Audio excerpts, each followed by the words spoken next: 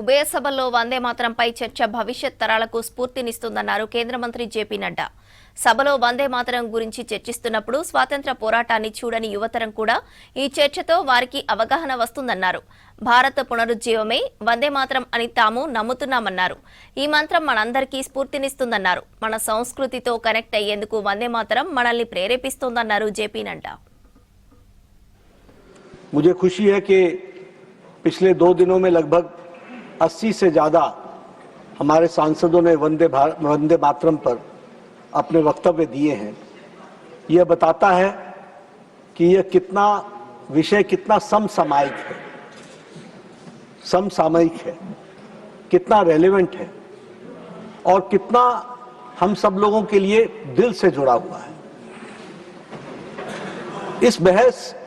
इस चर्चा से एक बात और हम सबको ध्यान में आती है कि हम वंदे मातरम पर चर्चा करते हुए आज की युवा पीढ़ी जिन्होंने वह आजादी की लड़ाई नहीं देखी, जिन्होंने सिर्फ आजादी के बारे में इतिहास के पन्नों में पढ़ा है, उनको भी वह जानकारी बहुत गहराई से इस चर्चा के माध्यम से मिलने वाली है, जो युवा पीढ़ी को भी आने वाले समय में प्रेरित करेगी। जब हम वंदे मातरम की बात करते हैं तो हम यह मानते हैं कि यह देश की आत्मा को जगाने का मंत्र है।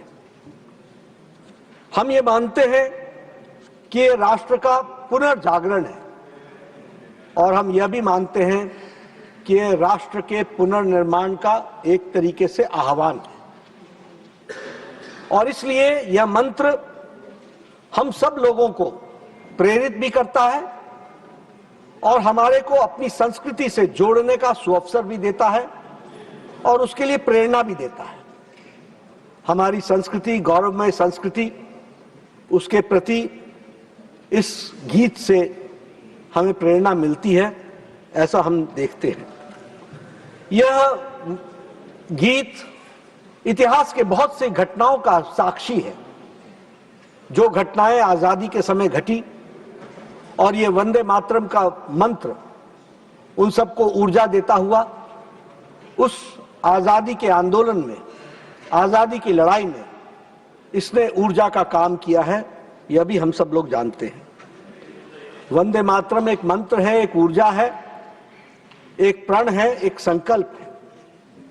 ये मां भारती की साधना है, ये मां भारती की सेवा है और ये मां भारती की आराधना है, जो हमारे दिलों में 1000 साल से गुलामी का जो दबाव हमारे ऊपर था, उससे निकल करके मुक्ति पाने की आशा का किरण थी। यह इस गीत से हमको संबोधित होता है। ఎస్ఐఆర్ పై తాను లేవనెత్తిన ప్రశ్నలకు కేంద్రం ఆన్సర్ చెప్పలేకనే ఎదురుదాడి చేస్తోందని విమర్శించారు ఎల్ఓపీ రాహుల్ గాంధీ. ఫ్రస్ట్రేషన్తోనే కేంద్ర మంత్రులు మాట్లాడుతున్నారన్నారు. నిజాలు బయటకు రావాలనే బహిరంగ చర్చకు తాను సవాల్ చేసినట్లు చెప్పారు రాహుల్ గాంధీ.